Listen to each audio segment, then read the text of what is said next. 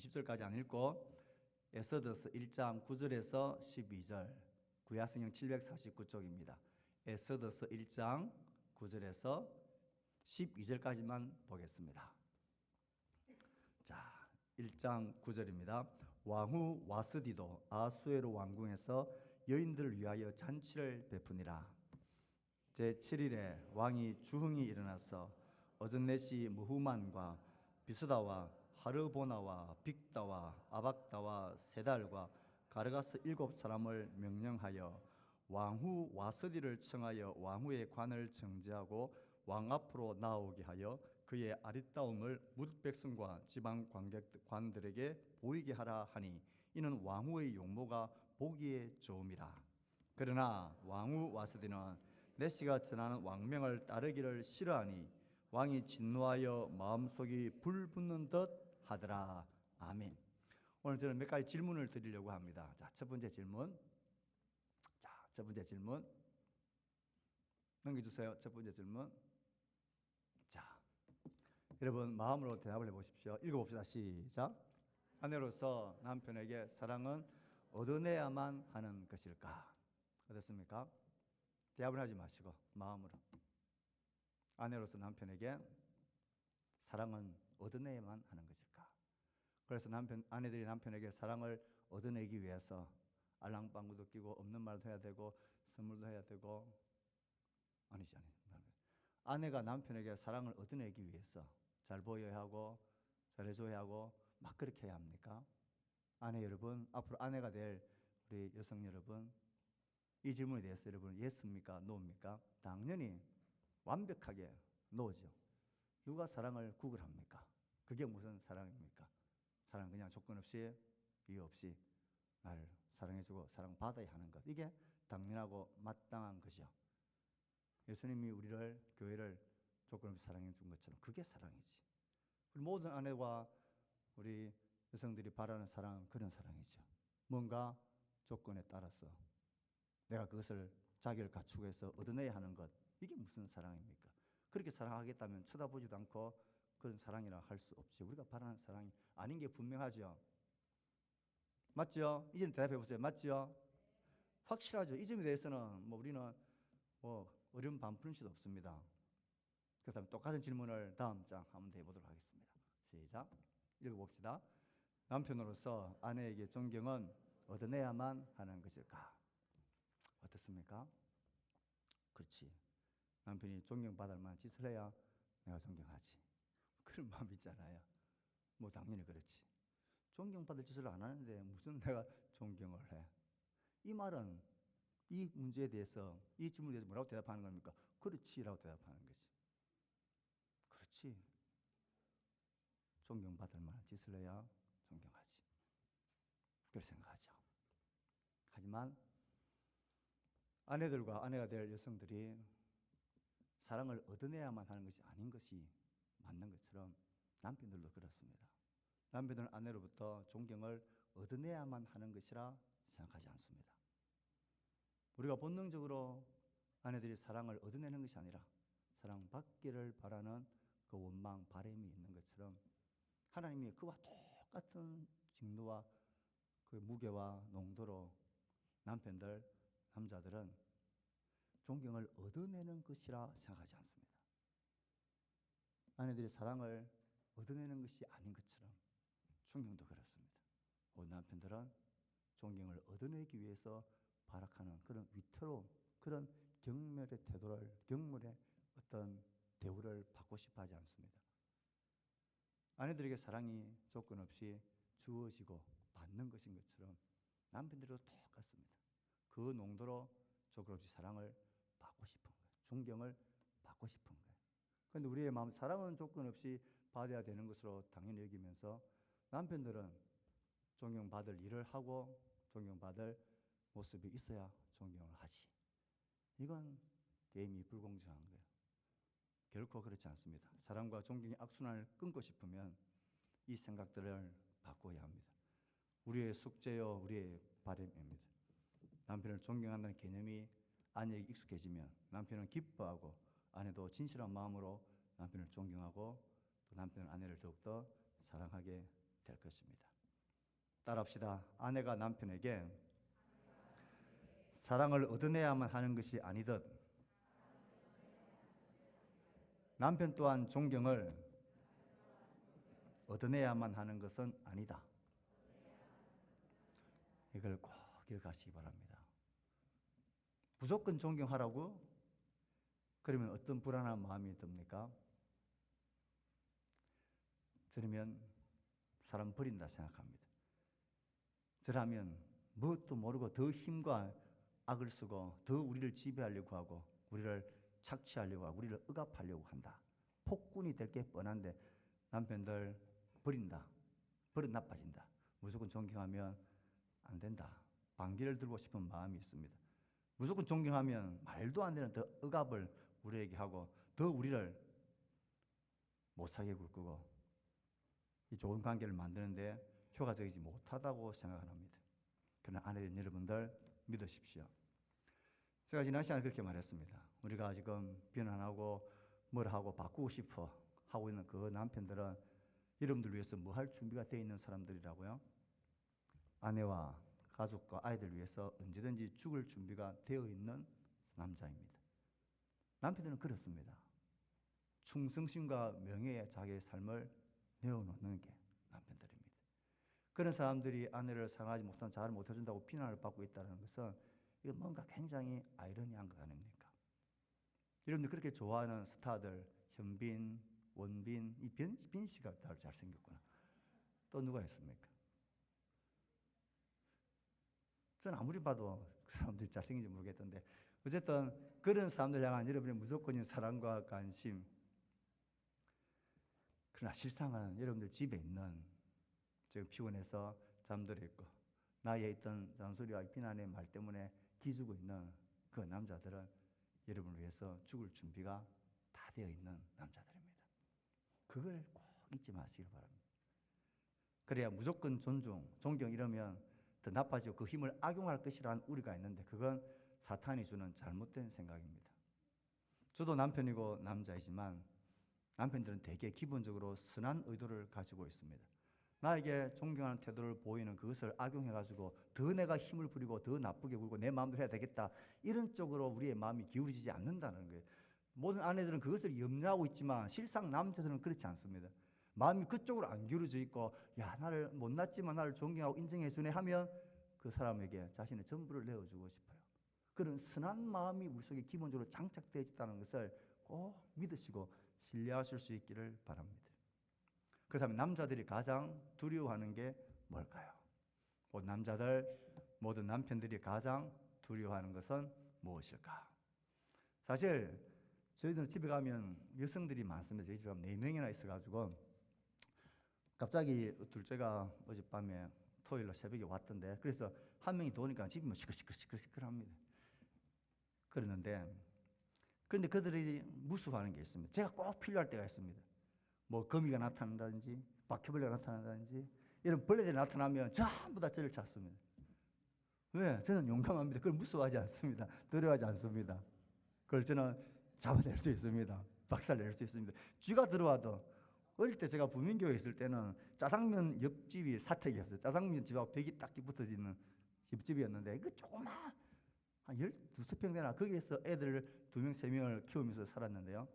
이 짜장면 집이 되니까 이 바퀴벌레가 제가 조금 과장을 붙여서 이 주먹만한 바퀴벌레들이 천천히 뛰어다니고 애들 조금만 할 때에 어느 날은 이 발톱만한 쥐가 두두둑 지는 이야 저 어떻게 잡을까 그러다가 저도 무서워서 숨으면 안 되니까 쥐덫을 놓고 그 찍찍이 쥐덫을 놓고 결국은 그놈을 잡았습니다. 사실 이딴만 하더라고요. 저는 무서워하지 않습니다. 그런 것들 하나도 두려워하지 않습니다.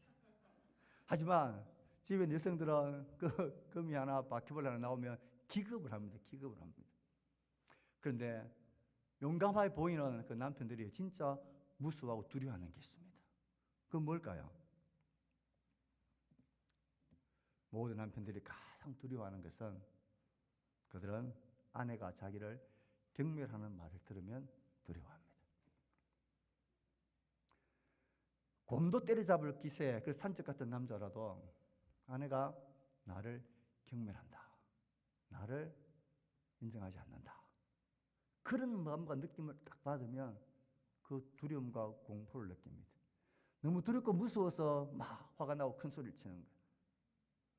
실제로는 그런 소리를 들으면 기분 나쁜 것은 두 번째 반응이고, 내가 그런 대우와 경미를 받는 것을 굉장히 두려워하고 공포스럽게 느낍니다. 그 두려움과 공포가 그들에 대한 좀 더 큰 소리나 막 버럭 화내는 것으로 나타나는지, 실제는 그만큼 두렵고 무섭다는 거예요. 오늘 우리가 성경을 읽었습니다. 에스더, 그 왕 이름이 뭡니까? 아하수에로 왕. 이 아하수에로 왕은 인도부터 구스까지 127도를 다스리는 어마어마한 왕입니다. 우리나라는 몇 도입니까? 우리나라는 몇 도? 8도죠, 8도. 조선 8도 하죠, 조선 8도. 도가 뭐냐면 애들이 몰라요. 우리 집 애들도 얼마나 잘 모르는지, 경상남도가 어디 붙었는지, 경상북도가 어디 붙었는지, 충청도가 어디 붙었는지, 이걸 애들이 몰라요. 학교에서 뭘 가르치는지 몰라. 경상남도 북도 2도, 충청남도 북도, 그다음 전라남도 북도, 뭐 강원도, 뭐 경기도, 이게 8도 아닙니까? 그런데 아하수에로 왕은 127도를 그만큼 다스렸다는 거예요. 얼마나 광활한 나라고 제국입니까? 그런데 오늘 성경을 쭉 읽어보면 그가 공포를 느끼는 일이 하나 생깁니다.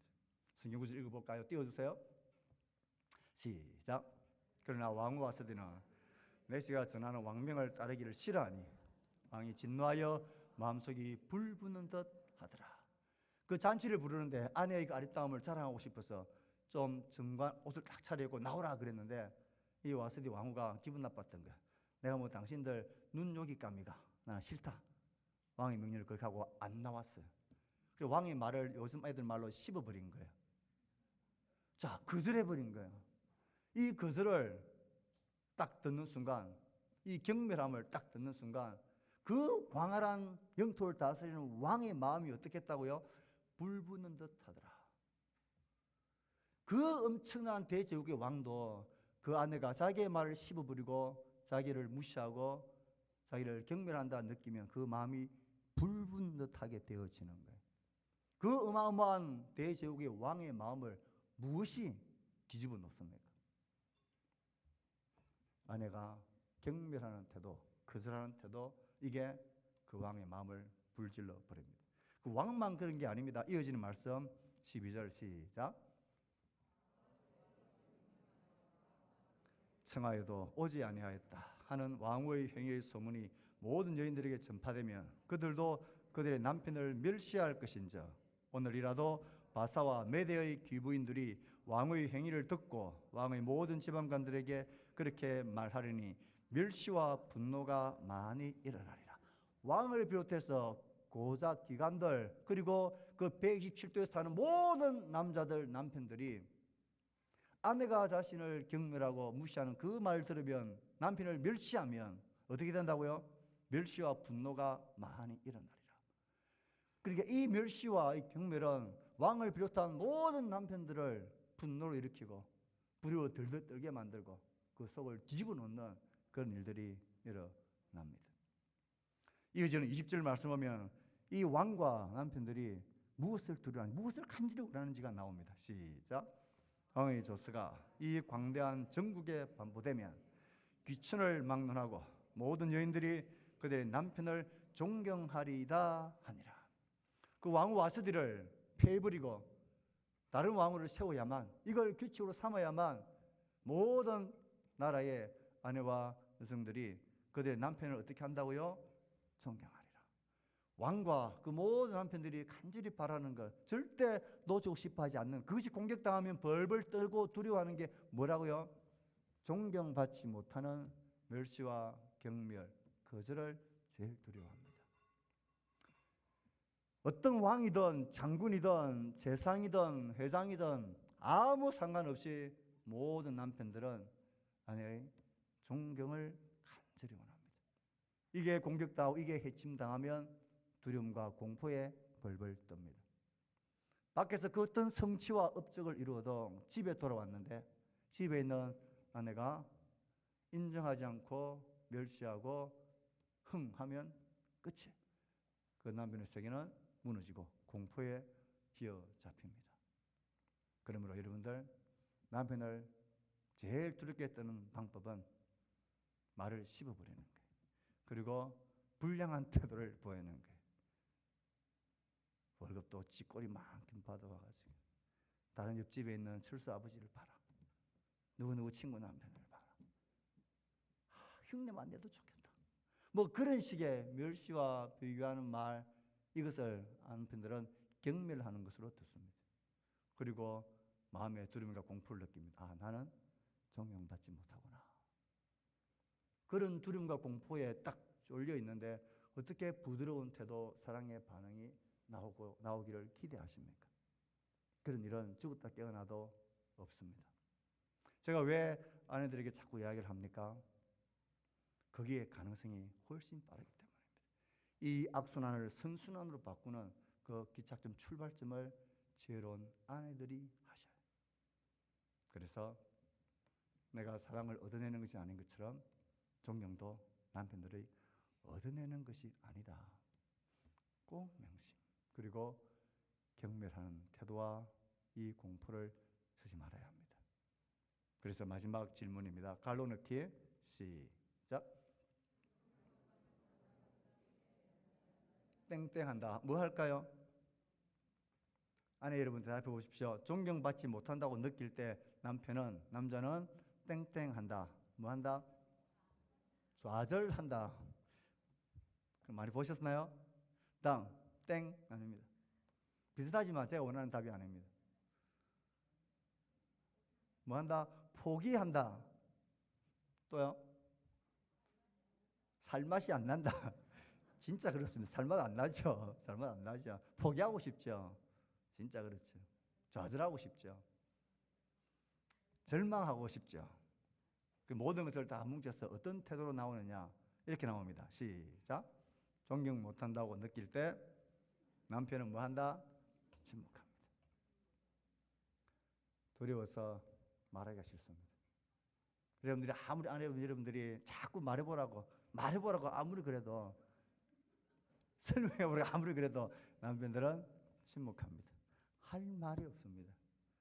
말로 여러분을, 이 두려움을, 공포를 어떻게 표현할 수 없습니다.